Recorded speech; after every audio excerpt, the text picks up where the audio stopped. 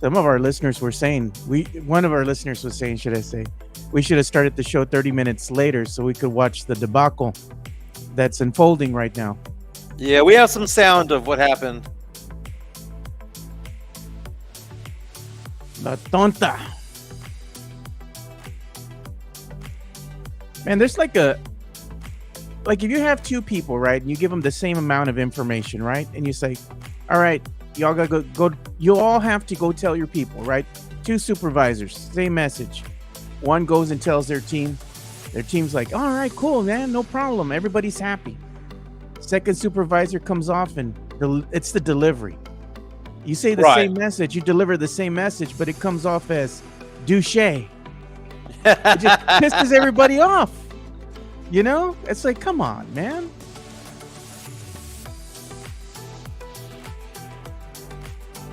What's up, Peter Aguilar, Mario Cavazos, and Albert Lopez joining the show. Appreciate you, boys. Got more Project Marvel talk. Man, it's becoming a clown show now, man. What did our listeners say? When you lose your debate to Spurs Jesus, when you hijack the press conference and then lose your debate to Spurs Jesus. And then somebody referred to it as, man, this is an episode of Parks and Rec. That was a good way of putting it, dude. That was a very, very good way of putting it. Oh, I don't know, man. Not to quote Cyndi Lauper and all, but when it comes to Gina Ortiz-Jones, I see your true colors shining through. DC Gina. Getting more DC Gina. Area 210, where the dreams don't fade. From the river walk nights to the Alamo shade. We rise together through the highs and the lows.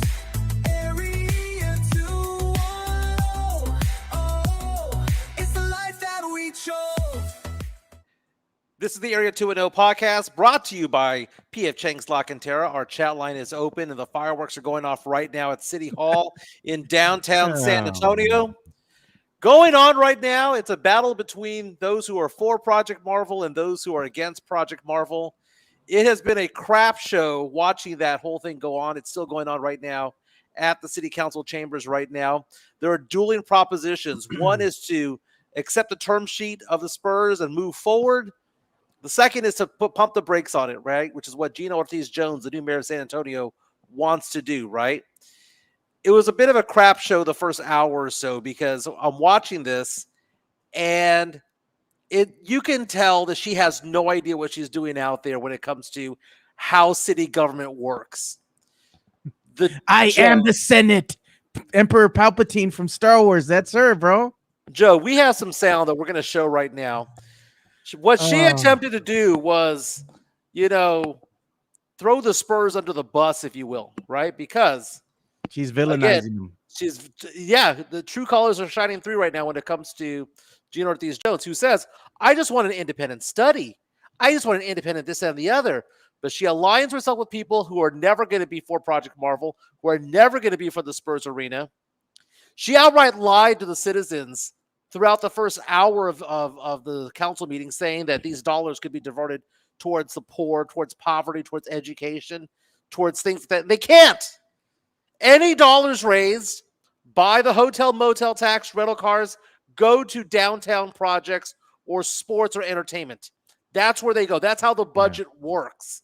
And for her to go out there and lie to the people to say that it could be diverted to other things, that this project here is about poverty. She says, quote, this is about poverty. That is an outright lie. Has nothing to do with anything.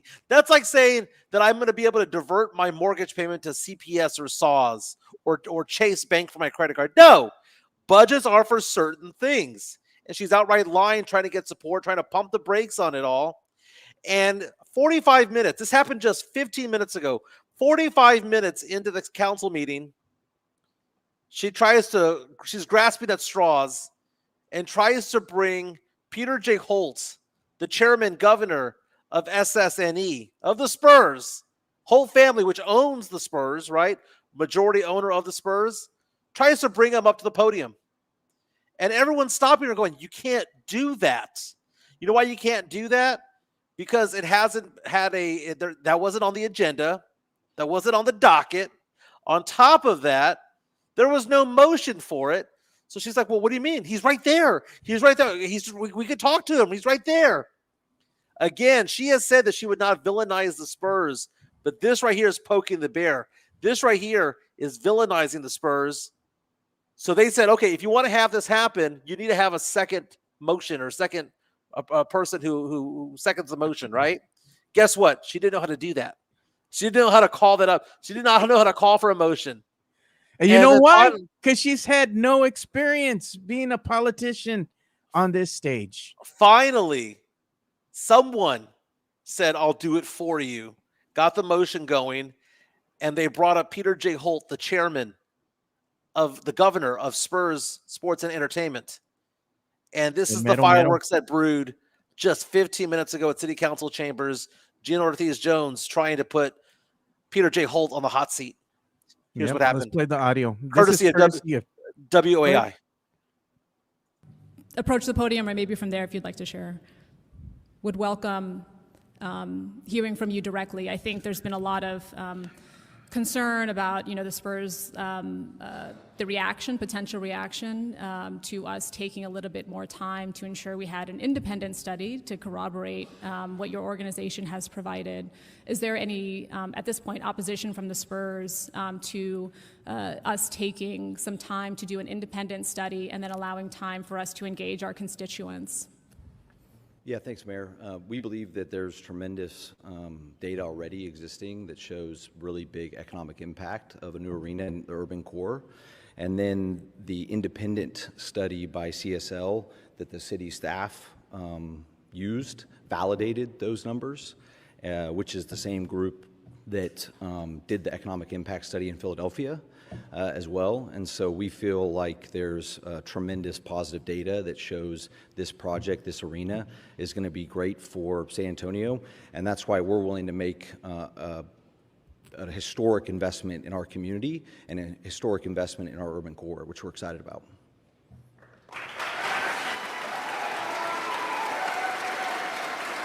That is Peter J. Holt. That is Peter J. Holt, Chairman, Governor of Spurs Sports and Entertainment, SSNE, talking at City Council chambers. He out-politicianed the politician because after he answered that, Mayor Gina Ortiz-Jones asked the exact same question again. Do you oppose to stalling this, to delaying this a little bit in order for us to have X, Y, and Z and do what I want to do? He gave the exact same answer. So what did she do the third time?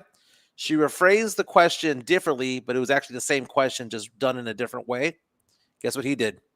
He answered it the exact same way that he did before. But he ended the third answer by saying this. He goes, I believe the city of San Antonio deserves an entertainment district. I believe the city of San Antonio and downtown deserves to be revitalized the way that we're planning on doing it. And it's a historic way that we're doing it because they're pumping in $2 billion in some, or over $1 billion rather, in some capacity to it all. And you look at other cities like Oklahoma City, which didn't get anything. They tax their people to get it. Here we're taxing tourists. We're taxing people who rent cars, hotel, motel. We're getting money from the state. The idea that we can just divert those dollars towards the poor or poverty, as Gina Ortiz-Jones says, that this is a poverty issue, she's lying. She's an outright liar. And this isn't a sexism thing or racism thing. It is me calling out a liar for being a liar. Yeah, you didn't hear what Mr. Holt said. He was alluding to the independent study she wants done, right? Right. And he's like, CSL is the same company that did the independent study for Philadelphia. That she's kind of, Philadelphia, they ran an independent study. It was run by the same company, Mensa.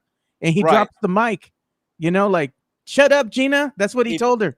If you believe the study they had on Philadelphia, you're telling me that they would have the ability to not be able to perform the same duties here, right? That is stupid. Okay. I understand Sean Elliott's name. She referred to him as Mr. 32. Mr. 32, right? Yeah. Because she couldn't. Yeah, she would have been better off just saying Taco Cabana. But I But she love my didn't do that. Spurs. That's what she said. I love the Spurs. Go Spurs, go! And you know what the crowd said? Crickets. Yeah. Crickets. Chris Gonzalez, which is out to us on our chat, powered by PF Chang's La Cantera. Gina told Peter Holt, but why male models? Nice little Zoolander reference there. I like it. Oh. Ladies and gentlemen, Mr. 32 has left the building, says Sam Salinas. Okay, Yeah. so basically, he wasn't going to be pressured because he's just saying, you have the data. Take that for data. You have the data in front of you. Do something with it. Because what is he supposed to say? Yeah, stall my project, stall our project. They want a new arena. It's obvious that they do. But she tried to put a trap out there for Peter J. Holt, and the Spurs, and they didn't walk in it. You know why? Because the Spurs are smarter than Gina Ortiz-Jones. They're smarter than her. They're savvier than her. They have made no threats. But at the same time, the fact that he has to go out there and be part of this parade over here is kind of insulting. I want to, because what is being said behind closed doors? You'd probably think that they're probably looking at her going, she's an idiot. And you know that behind closed doors, she's there saying, I got to stop this thing because I don't want it to happen. We know for a fact, dude, who she puts herself with, who else she aligns herself with. And dude, I hate the far right and I hate the far left politically, right? But when you see Democratic Socialists being listed as the title of the council people that she is aligning herself with, then you know for a fact she's not going to do anything for this project other than try to stall, delay, or kill it, or poison pill it. We know that for a fact. And the people, dude, Joe, I was on social media yesterday, and I saw a comment on there saying, the Spurs players should take a lower salary to help kick in for this. And it was at that point I realized that some people are morons, and they shouldn't have a right to vote. I told you. Because it's like you have a right to vote, and you think that's possible. It's like you don't know what collective bargaining is. You don't know how the NBA works. You don't know how any of this works. You're an effing moron, okay? And those are the people that she's lining up for her to support her. And here's the thing. We had Michael Carlos from San Antonio Current on a couple of days ago, earlier this week. And later on, he made mention towards MAGA when he was talking about Trish DeBerry, who was speaking at the event that she hijacked yesterday at City Council, where there was a pro-Project Marvel press conference and rally, and she hijacked it for 10 minutes. Not only does she hijack it, District 6 council member also hijacked it as well. They were not invited. But here's the thing. He was saying, well, Trish DeBerry is MAGA. Project Marvel is not a MAGA thing, and it's not a leftist thing either. It's a Spurs fan thing. It is a city of San Antonio thing. And I hate the fact that some people are trying to position this as a liberal issue versus a conservative issue, because it's not. It's, do we want to move forward as a city or not? It's, do we want to keep the Spurs in the city for the next 2 generations or not? That's the question. That's what's on the ballot. The county has come up and said they're going to pay $311 million. The Spurs have said they're going to do $1.06 billion plus other things and cover the cost of overruns. We know that taxes are not going to be raised on this, only for those who are doing the hotel motels, the rental cars. We know the Spurs are going to reinvest into the community. We know that the Spurs are going to doll up the Frost Bank Center and the Freeman Coliseum on their way out. What's the problem? And for her to call out the Spurs governor and chairman and Sean Elliott and all that at City Council today and put them on to have them speak was tacky. It was grasping at straws, and this measure is going to go down for. And at that point, Joe, lame duck mayor. Lame duck mayor. When you're losing battles to not only the Spurs chairman and Spurs Jesus in the same week, you're an ineffective mayor at that point, Joe. Yeah, you know what that deserves? The Kawhi laugh, man. That's what that gets. But you know what? When Spurs Jesus served her up there on the steps, I was just like, damn! She's actually fighting with Spurs Jesus, hijacking the press conference, man. Asking complete strangers in front of other people, how much money do you make per hour? And then someone Yeah, asks her the that's question, well, stupid. what do you make? Well, I make like Yeah, 80,000 as mayor. that's it. Hey, she's got a budget or something in place now, Mike, because she's dressing better. I saw her at the press conference right now. Oh, I know. She went You got the from memo. Goodwill to Kohl's Cash to now she's looking like Bells. Remember Bells. Bells? Oh my god, dude. Bells. You know she used to shop at Oh. La Cantera, right? She's She went to Nordstrom's. no, she doesn't go to Nordstrom's, man. I was just there last Saturday with my daughter, man. I was looking at my son was like, "Oh, I like this shirt." He picked it up. It's like 125 for a t-shirt with stripes. I'm like, "Really?" Mm-hmm.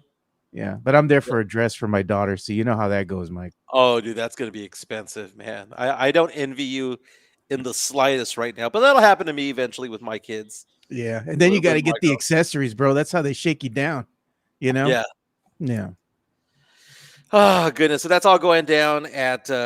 We'll keep you posted as well when they do get to the vote. Right now, you have other people who are stepping to the podium talking about the economic impact. You You know have what this is, citizens who Mike? can line up. Michael Carlos, by the way, of the Current, said that there was a line all the way around the God. block of people trying to get in just to watch today's proceedings. It's a big deal. You know what this reminds me of? Of somebody preying on the weak-minded. Yeah. Right. And what I mean by that is you have the faction of San Antonians here. And I'm not saying they're dumb by any means. They're just ill informed.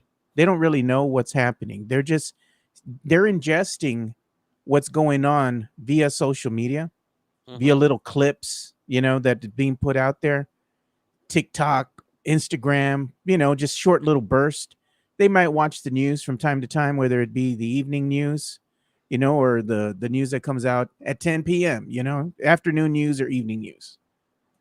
And that's how they're ingesting this. But the problem is that they're not really reading what's available to them because they don't know where to access the information.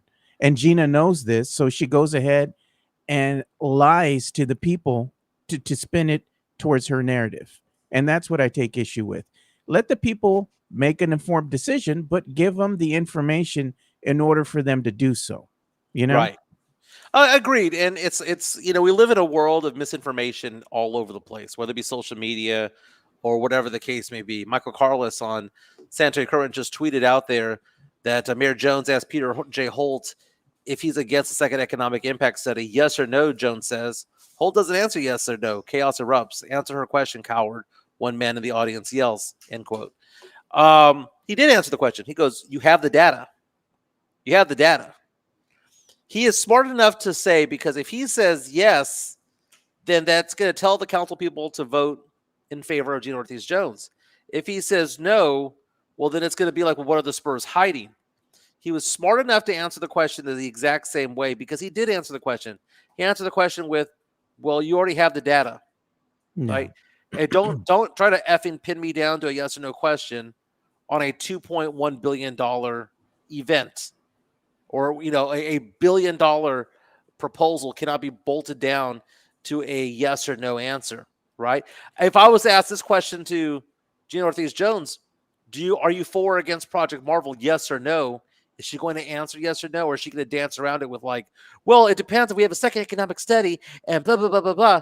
No, Answer the question. we Yes know the or no. answer. We know the answer. The Spurs want to move forward. We know the answer. They want to move forward. We know the answer to you, Gina. You don't want this, and you will never want this. We know the answer because of the council members you are aligning yourself with and the 36 people that you had behind you that press conference earlier this week where they pulled all those people from Luby's. It's like all these old people up there. None of them have a job. You have a guy who describes himself as a socialist out there. Of course you don't want this because this is business and this is profits. And you know what? I'm sorry. Guess what? There will be a rich side of town and a poor side of town, dude. And the Spurs, at the very least, are actually offering to put up money towards this thing. Actual hard cash. She wants to go see a study. Go see what Oklahoma City did to its taxpayers to keep the Thunder. Now, the Thunder did win the NBA championship, but they hadn't been the champion when they got the money from the city taxpayers. That's for a fact. It's not the idea of the Spurs are going to be like the LA Clippers with the Intuit Arena. I was talking Yeah. to a good friend of mine, James Pledger, earlier today about it. He was like, well, the Intuit in where the Clippers play was privately funded by the owner. They're not going to do that. It's always a partnership with the city. That's the way that it always is. And when District 2 council member, oh my God, what's his name? District 2, that's on the east side, came out and said that the Spurs need to give ownership to the city of the team. That if the city's going to pony up money, that the Spurs should give up a percentage of the ownership to the city. And he's the guy that describes himself as a socialist. And to me, that sounded like a complete idiot. His name is Jalen McKee Rodriguez, right? By the way, council member for number 2, right? Council 2, East Side. Do you know what his handle is? No. At the loser teacher. Well, let's put it like this, Mike, right? And I've noticed how people move, and this is the thing. You surround yourself with people that share your ideals, right? And also share a lot more when it comes to the way that they move in life in general. So if you're going to surround yourself with people who are opportunistic, right, that will go ahead and tell you what you want to hear for their own agenda. And I think that's what's going on with Gina. You have all these people rallying behind her because they want to, go ahead and push their own agendas. They have their own agenda that they want to play. And they're going to lie, cheat, and steal to get what they want rather than just be truthful, And I think that's what's going on with Miss Jones here. There's another agenda at play here, more than just Project Marvel. And we just haven't seen it yet. But I'm sure she's scheming behind the scenes to do something.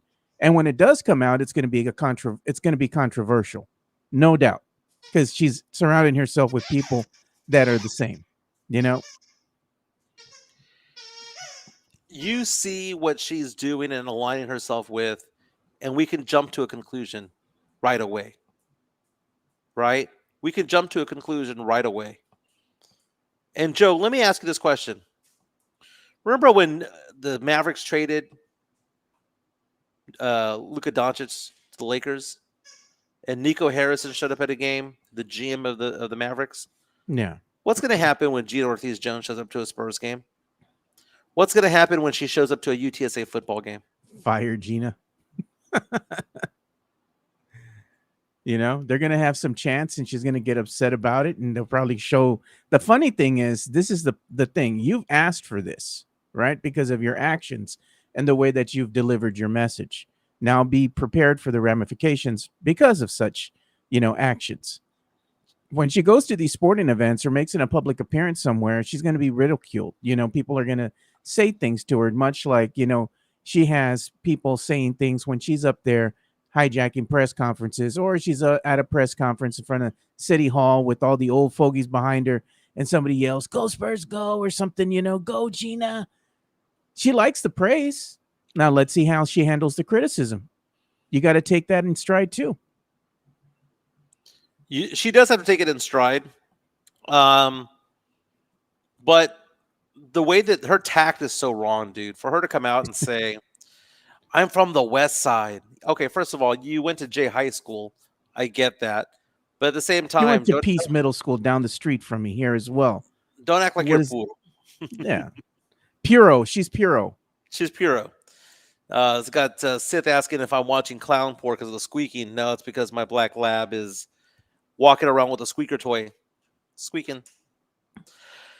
But the event goes through right now at City Hall, Joe. It goes on at City Hall, and we'll update as time goes on. But it's still going on at City Hall. It's going to be a long day over there. I'm sure it's going to go well beyond our show. But again, Gina Ortiz-Jones trying to stall Project Marvel in its tracks, saying that she wants to have an independent study. She tried pinning down the Spurs chairman and governor, Peter J. Holt. The whole family owns a majority of the Spurs. And he basically said, look, we have enough data out there. You You praise the Philadelphia report that said the economic impact for that city Done by the same company, CSL. done by the same company that does this one, but they have part ownership of the Spurs, and that gives her cause for pause, I guess you can say. Our media shares 830-391-9164, 830-391-9164. You can talk to us about any sports topic or pop culture topic you want to talk about, and we find it interesting, we'll make it happen. Well, we had somebody that reached out to me, our good friend Jason Garcia. He reminded me, he goes, that this time last year, we had him on the show to talk about the upcoming NFL season. So he was like, do we run that back? Well, do we run that back, Mike? Do we bring on Jason, talk We about can. NFL? We Yeah. can, but we got to limit the Seattle Seahawks talk, man, because I mean, no, what's that phrase from Carter Anderson comedy? No one cares. It's kind of like no one cares about my Saints, but I bring it up for 10 seconds. He's got 10 seconds to talk about his Seahawks stuff. He's going to bring up Tariq Woolen, formerly of UTSA. Then that's perfectly fine. Speaking of college football, it's going to get going in the next week and a half for UTSA Roadrunners. They're 3 touchdown underdogs at Texas A&M. I have friends that are going. I'll be out of town that weekend, but I will be in San Antonio for the game against Texas State at the Alamo Dome on September 6th, I believe is what it is. So I'm pretty excited about that. Joe, I was looking at the odds, the spreads for week 1 of the college football season. You have number 1 Texas going into Ohio State's stadium, take on the number 3 Ohio State Buckeyes. Buckeyes are favored, Joe. Yeah. Do you think Texas should be favored on the road against Ohio State? Ohio State favored by 2 points. I don't think should be favored on the road. We've seen what happens. Well, this is the thing. We've seen what happens with UT when they go up against a good defense. It bothers them. They have trouble moving the ball. They have trouble passing the ball. The game becomes harder. But I will give them this. With Manning at the helm now, the brother can run. He can. He can run. So that might be the difference maker. But CFB just released their poll of the biggest or the best defenses in all of college football. Who they have at number 1? Texas. No. So Yeah. they have the number 1 Texas Longhorns for the best defense, and they have Arch Manning at quarterback. Shouldn't this be like a run through the season 11-1 type magical season? Because if they come out 0-1 and they're going to have to go play that SEC schedule, that's going to be rough, Joe. I don't know, man. I don't see Texas running through the season, man. I don't see it. Like, it's fool's gold, man. Texas is what Texas is. I know they're going to have a good team. They'll make the playoff and all that stuff. But the idea that they're going to go off and be 12-0, 11-1, I think 10-2 tops. Look at this, Tony Ornelas. You guys should have had the show outside City Hall. That would have been epic. Did we start a march all the way to City Hall with our gente and sing and start chanting "Fire Gina"? Fire Gina. And then start the chant, "Shut up, Gina." Where's my Shut Up Gina shirt, Joe? Right? I'm working on it. You know what's going to be funny? She'll try to hijack our little, parade to the steps of City Hall, trying to get an imaginary mic away from us that we don't have. Give me the mic. Give me the mic. Oh, Gina Ortiz-Jones. Is she the most hated person in San Antonio right now? I was going to say, who's the most hated person in San Antonio? So, saw an article today, and I want to get your opinion about fun teams to watch in football, right? ESPN released their rankings of what they call the 32, well, there's already 32 teams in the NFL, but what they call like the fun scale. Are they the most fun to watch? Who do you think is the most fun team to watch? Because I have, in my opinion, who I think is the most fun team to watch. What do you think is the most fun team to watch in all of the NFL? This upcoming season, not historically. We're not going to do this whole thing about how Salma Hayek is blah, blah, blah, blah, blah. We all think of From Dusk Till Dawn. We're not thinking about the Cowboys of the mid-90s. 2025, who's a team that you would say, just for the sake of watching pure football and having fun on the couch watching a team play, who are the 3 or 4 teams that you want to watch play in order of what you think is most fun? I like watching Buffalo Bills play. They're my number 2. The Washington Commanders, they're a fun team, because they're Okay. young. They're kind of unpredictable right now. They're fun to watch, they've gone on to win some close games. So that's what makes the game exciting, right? They've come back and they've won. So I like watching them. Texans are fun, from time to time, depending on the matchup. I wouldn't mind watching them. Cowboys, that's hit or miss, dude. That's not going to be fun Yeah. to watch. You're only if you're an avid fan are you going to watch those games. But another team that I like watching, even though it's a love it or hate it relationship with them, I like watching the Chiefs. Yeah. Oh, I mean, yeah, You know, Patrick Mahomes. He's one of the goats of all time. My number one's Baltimore boring, dude. Baltimore is boring, dude. you know what's going to happen with Baltimore. They're going to go Yeah. 13-4, and they're going to lose in the second round of the playoffs. It happens every single year. My team that is most fun to watch in the NFL is actually the Detroit Lions. I Yeah, mean, they're I fun to love watch. watching Goff and Gibbs and Amon-Ra St. Brown and their tight Well, you don't have a ends. dog in the fight, so it makes it even that much more enjoyable. Yeah, when you have no dog in the fight, I want to watch them. Number 2, Buffalo Bills, just simply because Josh Yeah. Allen he's just a beast out there. So I love watching them. They play football good. They got a good team. They just play good fundamental football. And then the crowd gets into it. The Bills Mafia. It's always fun seeing them dig their way out, trying to dig their way out of the snow just to get to their seats. Yeah. It's fun. And they're sitting down in the stands, outside. And the Bill Mafia is just crazy, right? Yeah. 3 and 4 involve LSU quarterbacks. The Washington Commanders and the Cincinnati Bengals. Jaden Daniels and Joe Burrow. Those guys are exciting. Jaden Daniels, who came out won Rookie of the Year, amazing young talent. He has a lot of weapons around him as well. That team is just flying all over the place. Dan Quinn at the helm. Then you have Burrow passing the ball to Jamar Chase and all the other stud receivers they have over there in Cincinnati. And then I'll probably say the Eagles are 5, just simply because they win. They find a way. Saquon Barkley, A.J. Brown, Jalen Hurts, the tush push, all of that. I get excited about that. The whole defense, which is basically made up of former Georgia football players, is also fun to watch. I have not seen the whole article, Joe. So this is according to ESPN. I just clicked on the headline a few minutes ago. No. Number 1 is the only one that I did see that they had ranked. They have number 1 being the Washington Commanders. Okay. Number 2, they have the Baltimore Ravens because of Derrick Henry, Lamar Jackson. No, I don't get excited about the Ravens, dude. That game's going to be over real fast. All they do is just run. 3, they have the Lions. 4, they have the Bengals. 5, they have the Eagles. It's almost like mine. No, I can't watch those games, man. The pinche lechuzas cagadas. I can't, dude. Round out the top 10, you've got the Falcons, the Bucks, the Jaguars, the Raiders, and the Packers.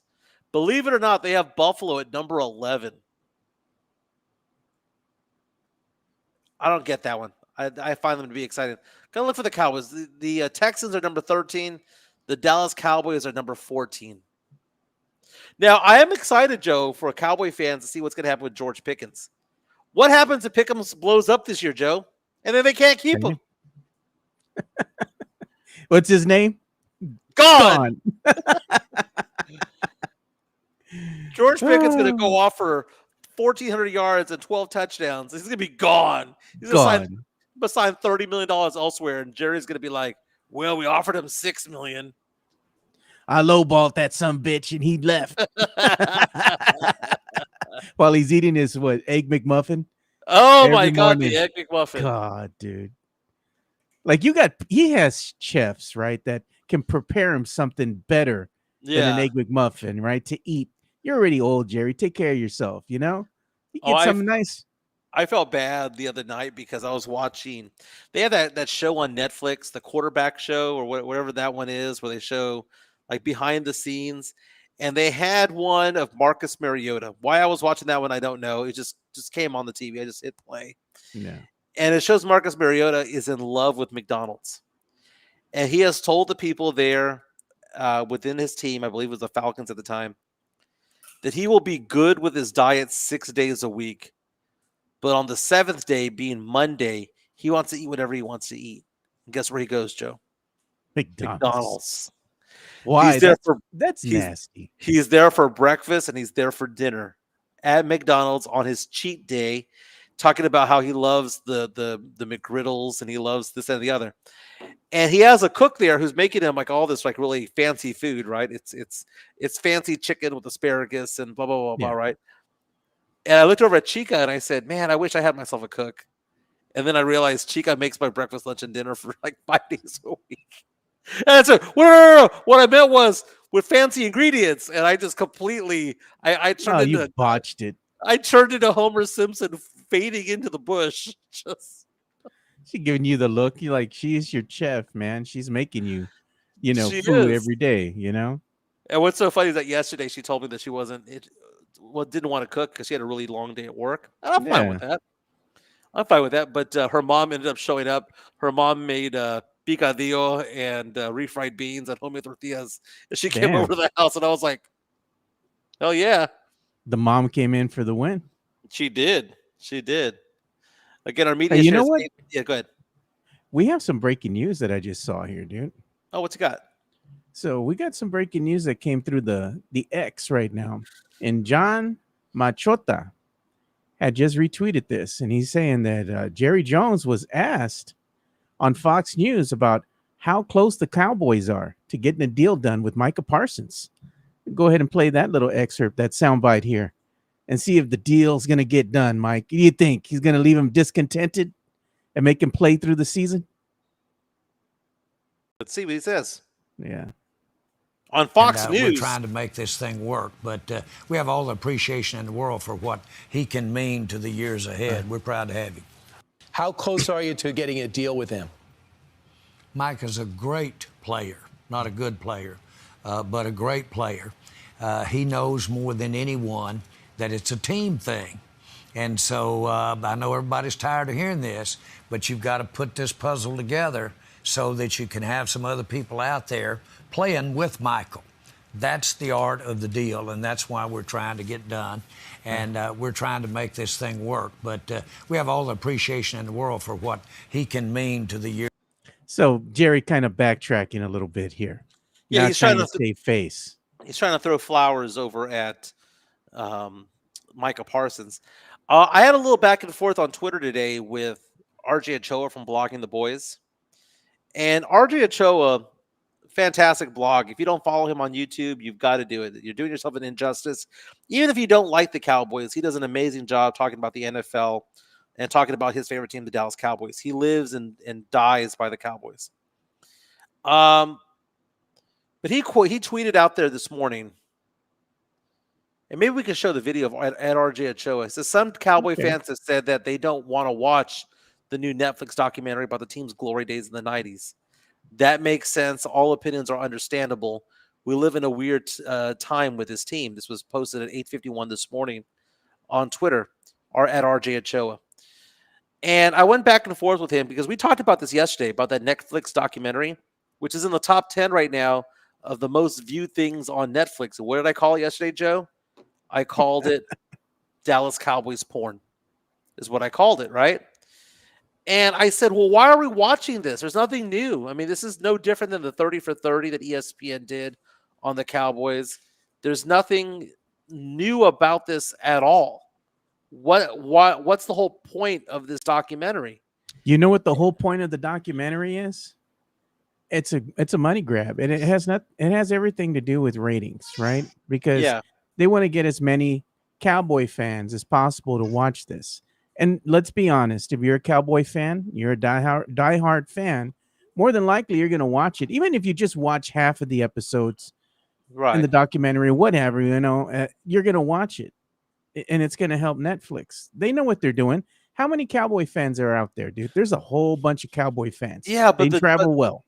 But this is like an 8-part documentary, Joe. This isn't something Yeah. that they put together, and just half-assed it. This was thought out of. This was a year in the making, right? It's a ratings grab. To rehash stories that were already told. And I think that there's a little bit of discontent right now when it comes to Cowboy fans. It's been 30 years they've had any glory. They haven't been to the Super Bowl in 30 years. They haven't won a Super Bowl in 30 years. They haven't even been to a conference championship in 30 years. You can say What's the the same. one thing that you think of when you hear Dallas Cowboys? Disappointment. Am I wrong? They're America's team and America's disappointment at the same time.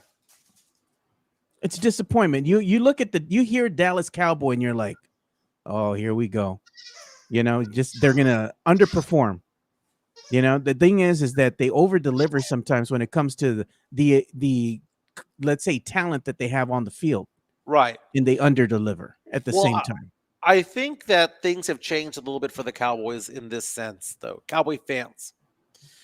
Up until about 2 years ago, the whole thing was, it's our year. It's our year, baby. Vamos para la Cowboys, Super Bowl. we're going to do it this year. It's our year. Not anymore, Joe. No. I don't hear Cowboy fans saying that. I don't see the same excitement. Don't get me wrong. They will still watch week 1, week 2, week 3. But Cowboy fans are going into the season knowing what's going to happen. It's going to be a losing season. And if it is a winning season, it's not going to go very far. That's why Cowboy fan and Spurs fan go hand in hand. They've gotten used to the losing. Yeah. What is it? The 3 stages of grief, right? Acceptance, Mike. This is the last of the 5th stage, right? Admitting you have a problem is number 1. Cowboy fans have admitted they have a problem, right? Yeah. But you look at the Cowboy fans right now, and I think the problem that Cowboy fans have from the outside looking in, because I'm not a Cowboy fan, never have been, never will be. I think Cowboy fans look at their team and think to themselves, for so long, Jerry will go away at some point. Jerry can't be general manager forever. I mean, he's in his 80s. He can't be GM forever, and he's still the GM. The dude had melanoma stage 4, and still stayed as GM of the team. GM. And they asked the question on the documentary, why are you the GM of this team? He goes, well, I spent so much money on it. Why not? Again, proving that this, in fact, is his toy. No different than this toy that I took away from my perro. Here you go. Sorry. People on the chat were saying that I need to give the toy back. But I think the problem is, Joe, is that... And you can't see for nothing, brother. No, the dog just started squeaking. The dog used the doggy door out. I told Chica that I had never had a house or been part of a family before that had a doggy door. But there it is. Man, you know what? That's inviting, dude. I would never put a dog door anywhere near there. Why's that? As easy as it is for the dog to come in and out. Yeah. What's stopping a skunk or a raccoon from coming through that door? Oh, I don't live that deep into East Texas. Bro, there's skunks all over the place, man. If that skunk just comes through that door and the dog scares it and it sprays the house, you done. Nah, man. Chris Gonzalez on our stream powered by PF Chang's Lacatera says, having the dog door means you're rich. It just means that the doggy can go in and out whenever he feels like it. And the dog doesn't have to cry to me when it has to go take a piss or a dump. It just comes up to me. You know what? When it's too cold, the dog's going to say, you know what? I don't always shit in the house, but today it's going to happen because it's too cold to go outside. Yeah. Even that doggy door is there. Don't matter. What was that the last 2 comments there? I think they're good. Justin _SEO. Welcome to the show, Justin. Saying, comparing the Spurs to the Cowboys, the thought of my Spurs going 30 years without winning would be brutal. And that's what I told RJ Ochoa from Blogging the Boys this morning. I said, man, this is no different than Spurs fans getting excited about a Tim, Tony, and Manu documentary in the year 2044. Yeah. And he said, the glory days. He said, if the Spurs don't do anything until then, that's exactly what it's like. But the thing is, the Spurs have hope because we have Wemby. We have a new coaching staff. There's hope within Spurs fandom right now. Cowboy fans don't have that hope right now. The only hope we have, the Cowboy fans have, what is George Pickens is going to do something? There's no hope because no Michael Parsons out there.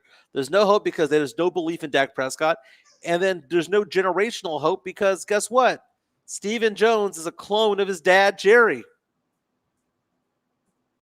So what's going to change when Jerry either steps down, retires, or dies? Nothing's going to change. The Cowboys run the cap the same way. Stephen Jones is going to run the team the same way. Like right now, we're watching the Spurs gravitate away from Pop and go to Mitch Johnson. Mitch Johnson getting Carlos Williamson, getting Rashard Lewis All these different players coming in, coaches coming in that are new. Brett Brown's gone, right? So not only is Pop gone, Brown is gone too. Chip England is with Oklahoma City, right? Yeah. We've seen the Pop regime come to an end, the Pop reign come to an end, and yeah, Mitch Johnson was part of his family tree, but at the same time, Mitch Johnson is showing that he's taking over this team, and it's a new day. It's a new generation. It's a new day. Peter Holt has now gone to Peter J. Holt, his son. It's a new day. It's a new generation.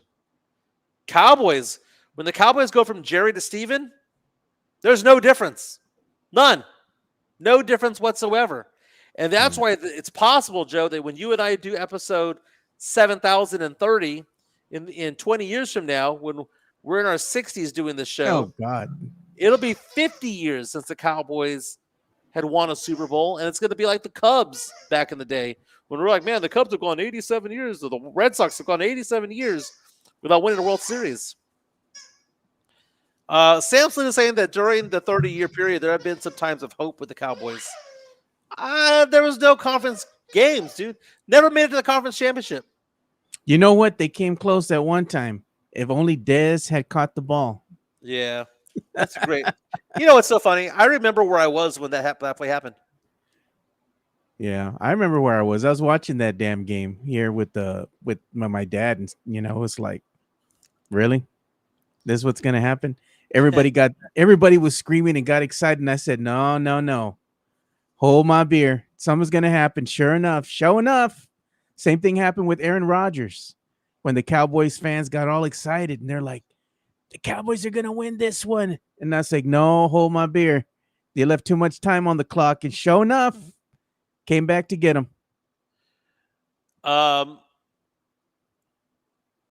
Here's the thing about that. I remember when I was at Pizza Hut on Petranco in 1604. They actually at that time had a sports bar inside of there that served wings and whatnot. Where And I at? went Petranco in 1604, the Pizza Hut that's there. Oh yeah, it's still there, dude. They have a big screen TV Yeah. in there, and it goes from floor to ceiling. And I remember watching the game there. And I remember eating my pizza and seeing that play going, wow, that was a great catch by Dez. And then I saw the replay. And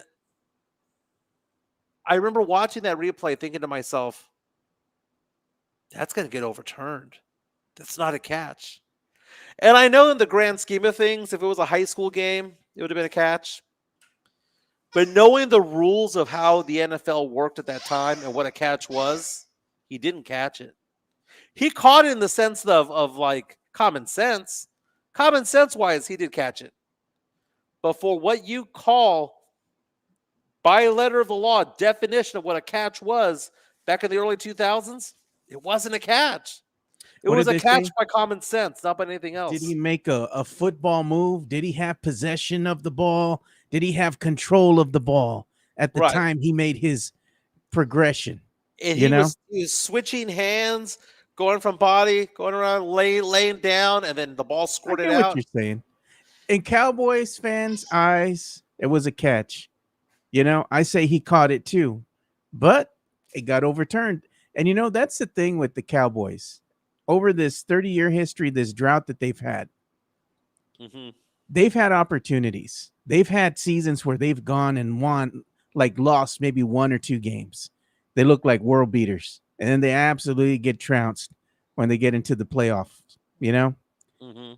It happens. I mean, Tony Romo's even gone on to say sometimes having a good team's just not enough. You need that one play. You You need need luck. luck, to get over the hump.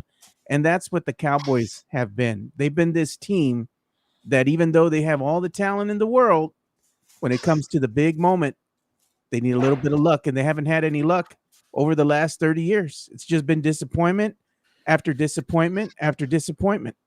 Every team needs a little bit of luck. It's like poker, Joe. You can be the best poker player in the world, and that'll get you far. But you need to have luck. You need to have the open and straight come through. You need to flop a set of trips. You need to have that straight or that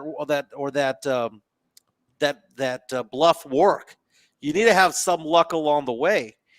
And it's like that in any sport, right? In basketball, the lucky bounce of the rim.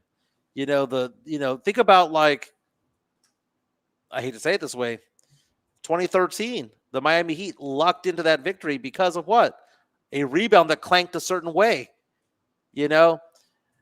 But you need to be good enough to take advantage of that. And it's funny being a Dallas Cowboys hater, because I have been a Dallas Cowboys hater my entire life. I don't like the Cowboys. I don't love the Cowboys. I can't stand the Cowboys. I can't stand Cowboy fan. I love seeing you suffer, right? Yeah, But we love to suffer. But I have changed in all that, softened, if you will, in my age, because I feel empathy towards Cowboy fan, because it was fun watching the Cowboys fail when they had Tony Romo, because they were legitimately one of the 3 best teams in the NFC.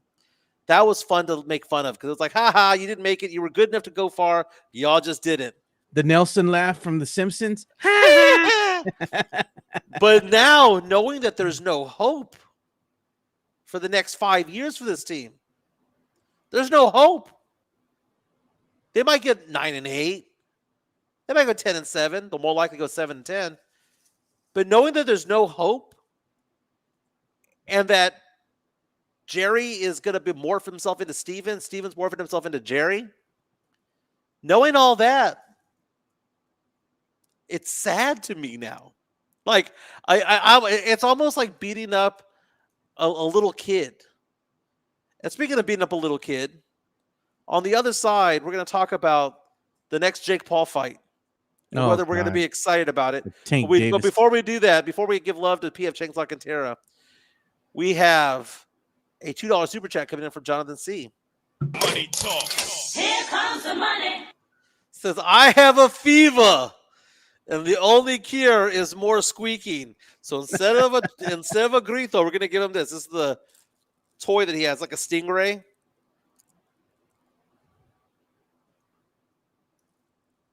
Oh, now you're okay. Squeaker. There you go.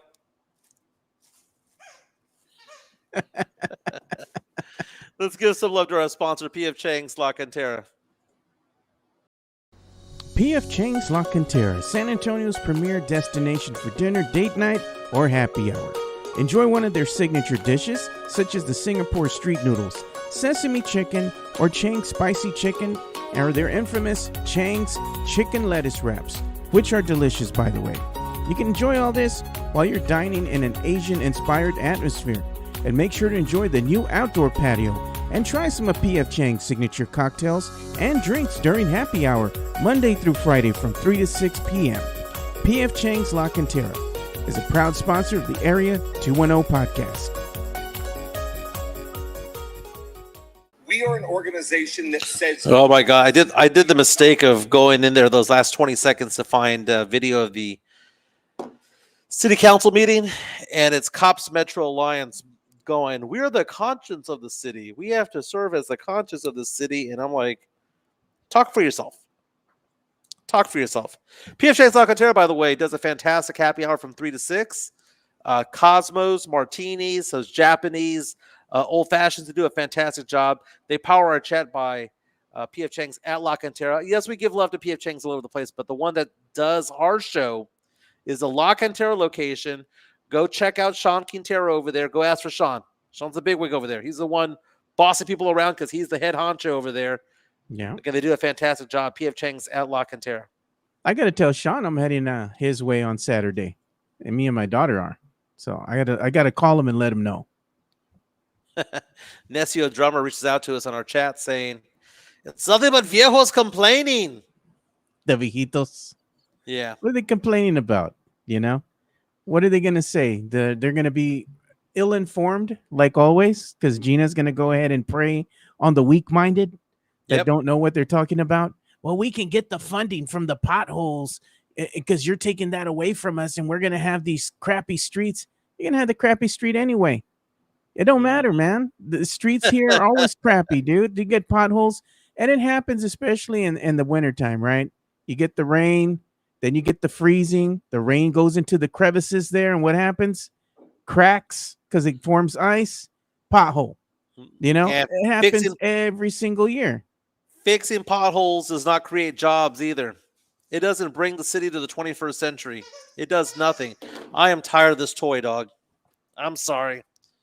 You get this later on. Bad dog. I'm sorry, baby. I'm sorry. I'm sorry. Dog's gonna growl at you, Mike. No, but I mean, she knows what she's doing there with these people that are complaining. They're the ill informed, man. They're like, I'm gonna vote no. They for Project Marvel, and some of the stupid comments, like I was watching on that live stream, they're asinine. They're like, well, they already have a new arena. It's the Frost Center. That's good enough. No, idiot. If you have a sports team, a professional sports team, whether it be MLB, whether it be a baseball team, football team, basketball team, whatever it might be, and it's a professional sports team, you have to build them a new arena every 30 years. It's part of the maintenance cost. Everyone knows this. It's just they're just the people here. They need to get educated, man. Sometimes, like, just go out there and look at the information. You know, that's stupid because they're like, where do I find the information? Google it. Google it. I hate when people do that shit. You know, they do it on the X or on Facebook, on Instagram. Where do I find this? And you're showing them a video of a restaurant or somewhere you're at and you're having fun, and you say in the video where the location is. You put the location on the little excerpt that you have because you uploaded the video, and they ask, where's this located? Oh my God, man. It explains half the people here, dude. They don't pay attention. Joe, it's funny about this whole scenario about podcasting, Joe. We are the podcast in favor of Project Marvel. Our good friends at In the Building, though, Mike Taylor is dying on that hill alongside Gino Ortiz-Jones. We love Mike Taylor. He's a good guy. I drink with him. His girlfriend Nina's amazing. Love them all. Love Rudy J. He's my dude, man. He's my guy. Yeah. I don't know what Rudy's comments are about all this, but Mike Taylor has been adamant. Oh, they're both pro Gina, bro. How do you die on that hill? I almost feel like I'm getting more love right now on Twitter than I've ever had in my entire life, Joe. Yeah. And I'm not being pro Project Marvel because I'm trying to get, support or whatnot. It's just funny how that's happening. Look, I'm having my Mike Jimenez moment. Chris Gonzalez is saying, Joe is saying San Antonio can't read and is dumb. I didn't say that. Well, I just said they're ill-informed. A lot of the people here get lazy. They don't want to go and scour the internet and look for the information. Even when you put it out there right in front of their eyes, they're like, where is it? I'm not Google, bitch. Like, go Google it. Well, the information also is that they look for is what they believe. They want confirmation bias. I can tell somebody till I'm blue in the face. I can go over to everybody at City Council and at the chambers and talk to somebody who's supportive of Gina Ortiz-Jones and say, you know that she's lying to you, right? Because they can't divert these dollars from the hotel motel tax and the rental cars and all that stuff and money that they get for state for things like this. They can't divert it towards roads, right? You do know that, right? You do know that she's lying to you. You do know that money is not going to go to the poor. This is not a poverty issue. This is not an education issue, because that's not what's happening. Because I can show you a charter that shows that these dollars are specifically designed for this, specifically designed for that. And you do realize that the person that's drumming this up is somebody who identifies himself as a socialist. And blah blah blah blah blah, and he's pissed off because it's leaving the east side, which is his district, and he's butthurt about it and all that stuff. I can talk to them till they're blue in the face, show them all the proof and evidence of the world, and they're not going to believe it. No, even if it's people actual believe and what factual. they want to believe. People believe what they want to believe. Right. And it's strange because they want to have their bias, which is why Fox News Channel exists, which is why MSNBC exists. They want to have the biases of what they already believe. And I'm a firm believer, Joe, that there's nobody who's like on the fence about Project Marvel. Let's just have the election today. No one's going to change their mind. You're either for it or against it. not gonna be swayed one way or the other, and that's why when Mayor Ortiz Jones goes up and says, "Hey, Peter J. Holt, come up here.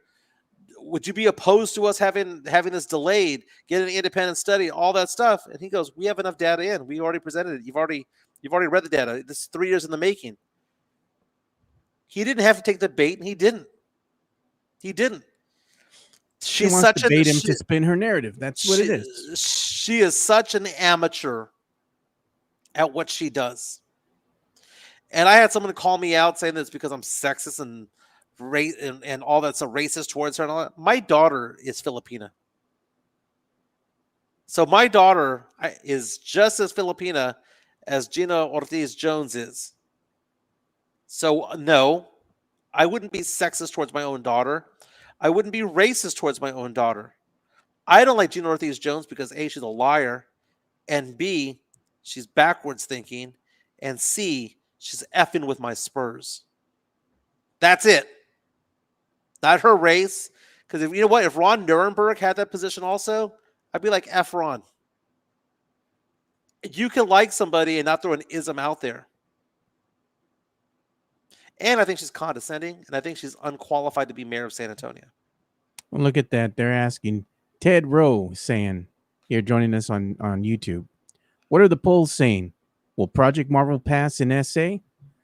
The consensus here is that more than likely it's going to pass. Unanimously. More than likely it will. But the thing is, Joe, is that it's hard to do a poll on this question when only 9% of people voted. Right? So how do you come up with a likely voter? I'll give you an example here. If everybody had voted for president in the United States, Donald J. Trump would not be president. He wouldn't have been president in 2016, wouldn't have been president this year. But not a lot of people vote. And the people who don't vote typically skew left. Right? But in these elections here, we're a left-leaning city. It's kind of hard. I think that the Project Marvel vote is going to be closer to what people think. I think some people think that it's going to be like a 70-30 for Project Marvel. No, it's going to be like 55-45. Yeah. It's going to be a closer election than most people think. But what I think is beneficial for Project Marvel is that Gina Ortiz Jones is so unlikable to both sides, the left and the right kind of hate her. I think she's so unlikable that it galvanizes support for Project Marvel and puts it over the hump. You know what? You have to go ahead and take a stance on Project Marvel. You're either for it or you're against it. Mm-hmm. And what's that saying goes? You either stand for something or you fall for anything. You know, you can't just be in the middle, be like, well, if it passes, it passes. It affects you too. You can't just be somewhere in the middle, in that gray area. You're either for Project Marvel or you're adamantly against it. You know, and you're thinking, well, they're going to take away that pothole money from the streets. No, they're not. Totally different, man. Get educated. Sam Salinas on our chat, powered by PF Chang's Locketeer, reminds us that the first mayoral election was held during Fiesta. I can't vote. I got a parade. I got chicken on a stick. I can't chicken on a stick. Not today. Man, can you imagine? Can you imagine, Mike, if they would have had a poll at Oyster Bake, all the drunks trying to vote, and there wouldn't have been very many. It would have been a very short line. I guarantee it. Yeah, that would have been funny. It reminds me of like Dale Dribble on King of the Hill being voted mayor. He goes, I wasn't expecting to vote, but so many people ran. I won with 9%. and then Boomhauer's like, man, I thought it was a joke. And what did he say? He pushed himself out as mayor too. Oh yeah, he was an election denier. He said he denied his own victory. What a dumbass. I was against all masks. Anti-mask campaign. I was against COVID masks. I was firefighter masks. Catcher's masks. I was against all masks. Look at that. Chris Gonzalez, think you're onto something here. If you vote, you can get a free chicken on a stick. Record turnout. Mm-hmm. What happens when you go and get blood, right? What do they give you? Yeah. Oh, you get a free Spurs ticket, you know, or you get a cookie, right? Isn't that what they give you? A cookie and some juice? after you give blood? You know, that's the biggest lie that there's ever been when you give blood. They pay you for plasma. They don't really pay you for your blood. They give you stuff Right. like a cookie or a juice, or here's a voucher to go see a Spurs game, or here's a voucher to get so much off of what have you. They don't pay you for your blood. Why is Oh, that? The blood banks get all these people to volunteer to give blood, and then they make a profit off of the people's blood, and you get nothing. You're a sucker. the Sucker. one that does pay, there is one that does pay, and that is University Hospital. If you go to University Hospital, and if you have a friend or a family member who is an employee of University Hospital, and you know their employee code, it's a 5-digit code, not only do you get paid, but they get paid. They get paid in 4 hours of vacation time. So if you donate Yeah. blood to University Hospital or any of the University Hospital clinics, and you donate blood, you say, hey, my friend is this person, right? My friend is Joe Garcia. His rep ID is 33333. They will give Joe Garcia 4 hours of free vacation, up to 40 hours. So 10 people could go and give somebody a full week of vacation, right? Now, what do you get if you are the donor? Well, everyone gets a cookie on the way out, right? But the first time you donate, you get a T-shirt. The second time you donate in a calendar year, you get $20. Get $20 gift card to HEB. The third time you go get a $30 gift card. The fourth time you get a $40 gift card. The fifth time you go get a $50 gift card. So each time you go, they up the gift cards by $10. Dude, I would go over there, donate blood, get $50 worth of HEB credit, and I'd go get a full tank of gas every time. Yeah, I was gonna say, I mean, $50 isn't much. It's good for gas, but if you're gonna get food, what is it good enough for bread, milk, eggs? $50, you know, in Yeah, today's prices. and they have weekly and monthly lotteries over there where it's like, everyone gets like an extra.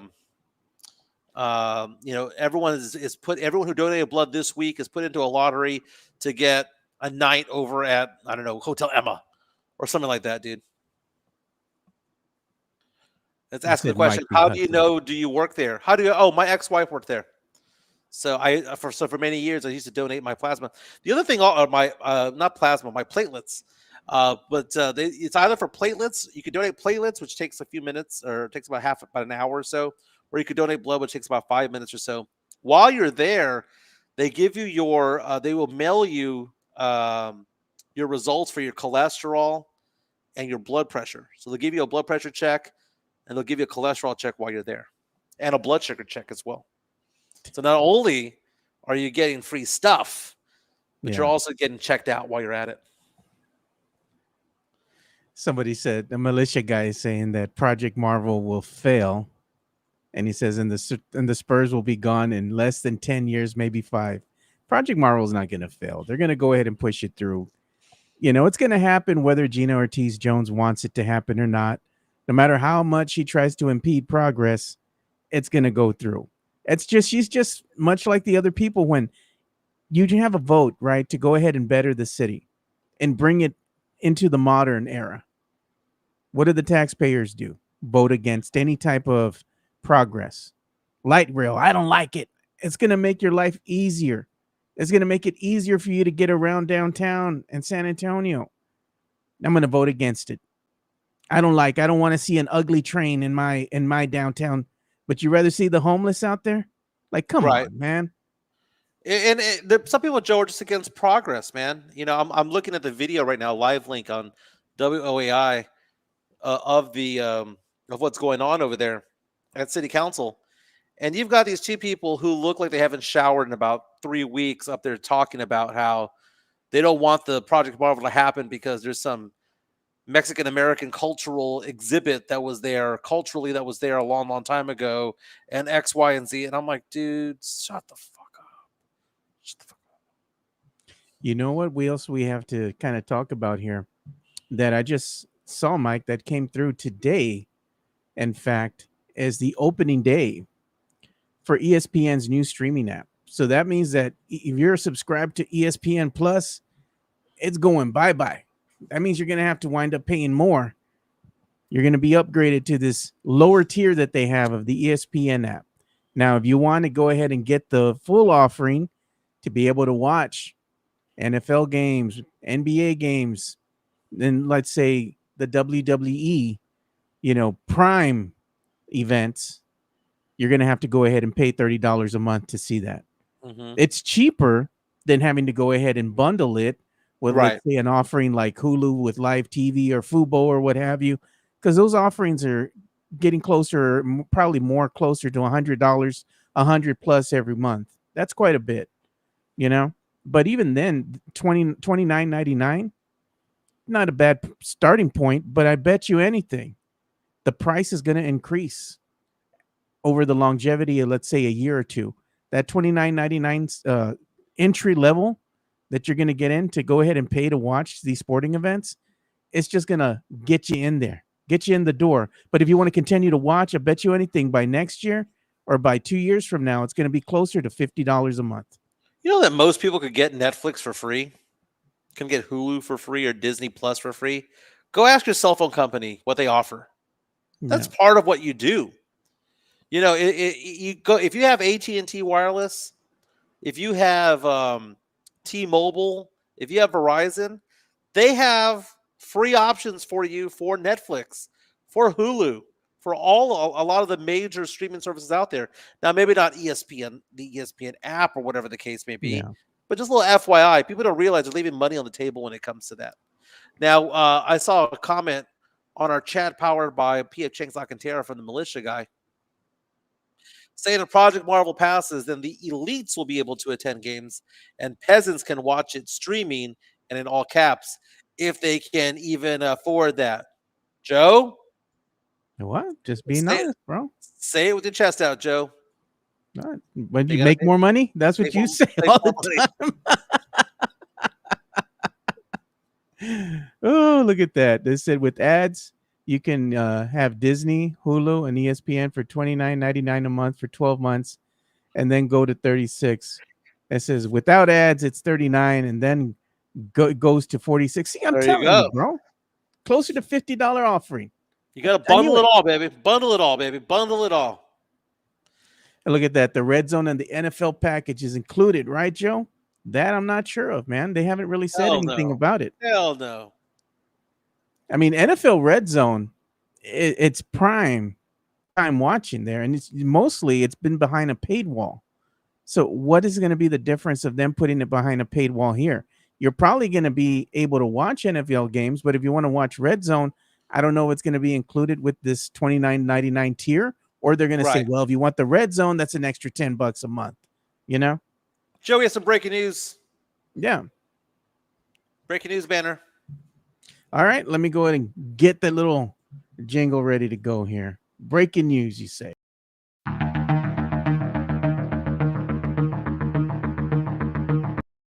According to an article posted just now by Gabby Jimenez of KSAT 12, my daughter, the first round of headliners announced for the 2026 San Antonio Stock Show and Rodeo, Joe.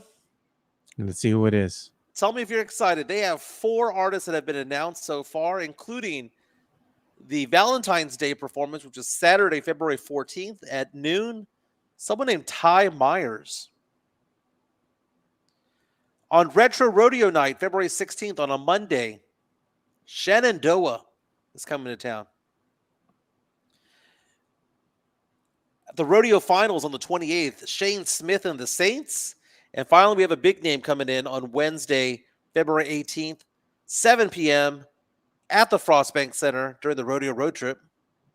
Miranda Lambert coming to the Stock Show and Rodeo. I don't go to these concerts, man. These are kind of lame, dude, to be honest with you. Well, you compare that to the Houston Stock Show and Rodeo, right? I mean, San Antonio gets the Houston second, gets the B tier of artists. it? They get Chris Stapleton, George Strait, they get Yeah. Beyonce, they get A-listers. A-listers, right? We get Vince Gill. Nelly.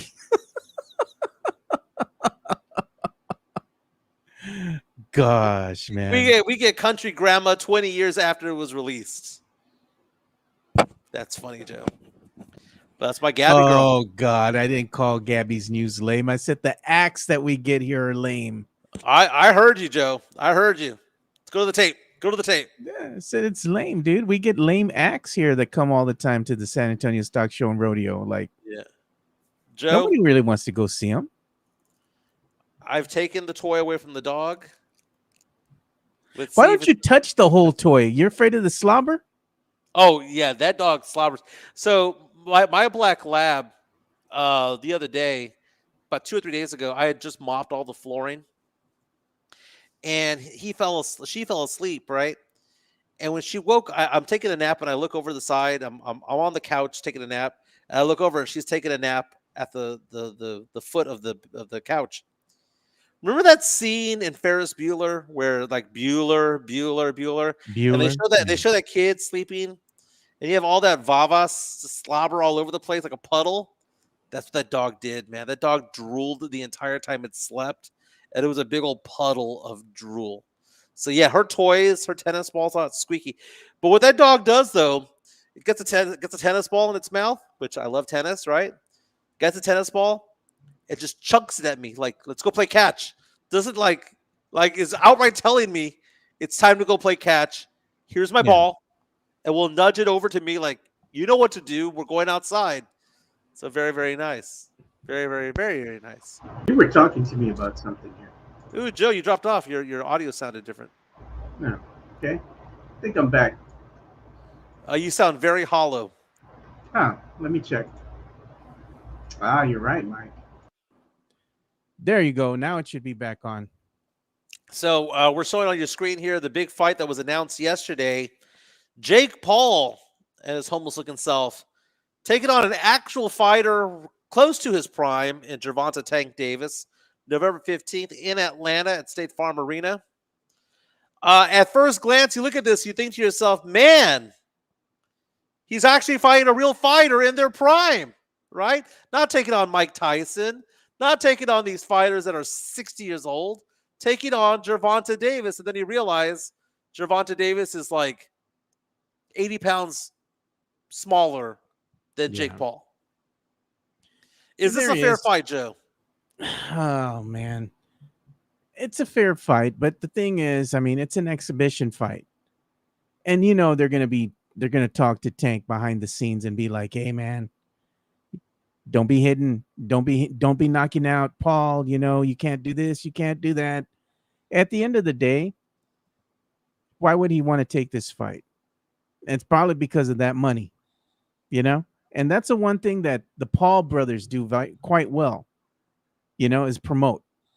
They're good at marketing. They're good at promoting themselves, you know? So people are going to tune in and watch. They want to see him lose, but more likely than not, he's not going to lose. It's going to be a draw. Something like that will happen, you know? Let's say that we're downtown at a bar. We're at Bentley's downtown, or we're at Esquire, or we are at Be Kind and Rewind, wherever downtown. And let's say a fight broke out between a guy who's 6'1", 210, and a guy who's 5'5", 135, which is exactly what this is. What would we have thought of said fight? Exhibition fight, not even entertaining. This is stupid. It is. Look at Coach Gio's here joining us, and he's been saying, "Where's the purse, Mike?" And he says the purse is starting to grow on him. Coach Gio, come on, baby. I have a client meeting today with a doctor at 1 o'clock. Gonna take the purse? I'm gonna be taking the leather backpack, not the duffel bag. The bag. And don't call it a purse. It is a duffel bag. Your man purse, man. It's a okay, leather. Bro. It's a leather duffel bag. If it can carry satchel. Satchel. I told you about that, right? The guy that hit on Chica when we were at that bar downtown. He was with a fanny pack. Come on, man. Oh God. A satchel. Mario Cavasso says Gina says she hates Mike's purse. She might be jealous or envious of the purse, quite honestly. She can't dress for crap, man. I don't know what the hell's going on here. Why does she dress so poorly? Why does she do it? Why is her makeup so bad? Oh my! Like Try a little bit. Look at this. You read it. Ooh, it says Mike beat that guy hitting on Chica with his purse. What did you tell him? No, bitch. Slap him. Oh, just like I saw over there at the bottom years ago at some company Christmas party. These two guys going at it, man. And this one guy had the purse on. He says to that dude, "No, bitch." Slaps the shit out of him with the freaking purse in his hand, dude. And then they forget that they're both dudes, and then they really just push each other on the pool table, and they got to come by and mace them. It was great theater, bro. We have more news coming in. Jaylen Brown, the star for the Boston Celtics, Yeah. his dad arrested for attempted murder in Las Vegas. Apparently, he stabbed a youth football coach in a dispute over a parking spot, according to TMZ Sports. Las Vegas Metro Police is investigating, saying 2 men were in a verbal altercation for a parking space when one suspect stabbed the victim in the stomach. Guy who was stabbed, his condition is not known or not been revealed yet. But again, Jaylen Brown, star of the Boston Celtics, his dad, in jail right now. Over parking, Joe. Over parking. Sounds like Marbach, man. Another day out here in Marbach, you know? Eric Ciceros reaches out on our chat, talking about what I was mentioning yesterday. She uses Kohl's Cash. Nothing wrong with Kohl's Cash. I've used Kohl's Cash before, but you know, she getting her clothes at Kohl's. She's representing the city of San Antonio. She is the mayor of the 7th largest city in in the country. And she dresses like the way that she does now. She has her makeup. Okay, woman, go to Sephora. Okay, go to Sephora. Go to the shops at La Cantera. Go visit Sean Quintero over at P.F. Chang's La Cantera. Make your way over to Nordstrom. Make your way over to Macy's. Make your way over to someplace like that. Go to the Sephora. They'll teach you how to put makeup on. Then go off and get some good clothes. Represent the city in style. You look bad. You look bad. And look at this. The KSAT 12's quick with it already. 25 minutes ago, they posted this out there on the X, right? They already got a snippet, a clip here of La Tonta versus Peter J. Mr. Holt. Peter J. Holt here, you know, and look at the excerpt. Spurs chairman Peter J. Holt told Mayor Gina Ortiz-Jones the city has ample information to move forward with Project Marvel, and it deserves an urban core that we can be proud of. Is accessible and makes it world class. It's almost as though I saw that clip, Joe, and I thought to myself, maybe the people watching the Area 210 podcast would like to see that. Yeah, want to play it? Let's hear it. This was the 3rd time he was asked the question, by the way, that he said it this way. Yeah, here we go. I'm going to try just one more time. Just kind of yes or no, Mr. Holt. Is there an opposition to us seeking an independent economic study and allowing us additional time to engage with our constituents? Just yes or no, please. I'm going to try one more time again. There's ample information that shows.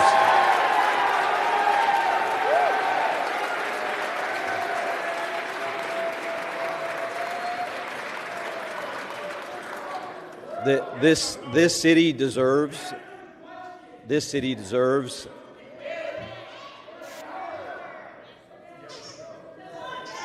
Order, please, order. This city deserves an urban core that we are proud of, that is unifying, that's accessible, and that makes San Antonio world-class, continues San Antonio's progress to be a world-class destination, and we're willing to invest billions of dollars into that. Thank you.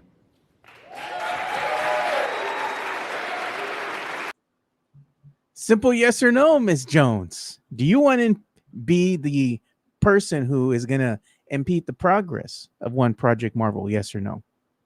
Mm-hmm. I'm pro Project Marvel, but your actions speak otherwise. Oh, I know. That's, you know, you are who your friends are, and you are what your actions say that, or what your actions do. And her actions are to impede the progress. The people that she's hanging out with will never support it. So therefore, if they will never support it, and those are the people that you're standing shoulder to shoulder with, then quit. You know, don't kid a kidder. We know what's going on. Yeah. Look what Coach Gio says. He says she reminds me of Lori Lightfoot, former mayor of Chicago. Tony's saying don't like her for mayor. She doesn't even want a publicist. So she's bad, dude. A publicist would tell her you got to dress the part. Publicist would tell her you got to look the part. A publicist would tell her you don't phrase certain things, that you don't put the Spurs under a microscope in front of everybody, because that shows you who you are.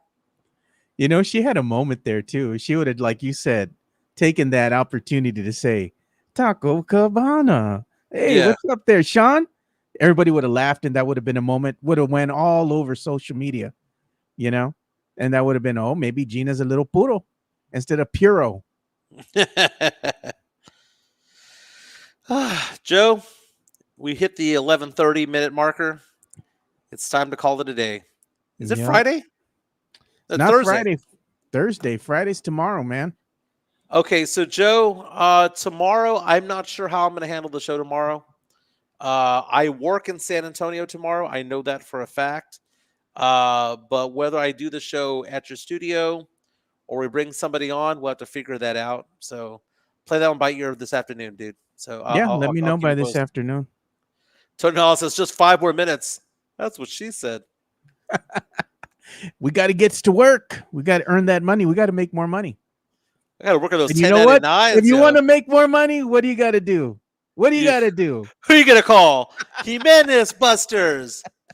210-508-0369. If you have any questions about retirement plans, insurance accounts, things like that, life insurance, disability, long-term care, IRAs, 401, all of that stuff, give me a call, 210-508-0369. Today, I'm working with a doctor at his practice today. Going to go over there and either do business planning or individual planning for somebody. It's either going to be working with the doctor and their business and their family, or possibly the doctor and their business. I've given recommendations to both. And I'm going to go in there today at 1 o'clock and try to seal the deal when it comes to it all. It's great times, and I love doing what I do. 20 years in the business. I'm excited to be working another year into it. And yeah, very nice. Look, Mike, Tony you got Law says, call Mike for your thrift savings plan, TSP, baby. No, look at what Jonathan C is saying. He says, Mike, can we schedule a call for some business? Yeah, my number. Give me a call. Talk about it. All right, man. We're going to call it a show. It was fun talking sports, entertainment, and of course, Project Marvel with you. And you know what? We got to end the show with this. Shut up, Gina.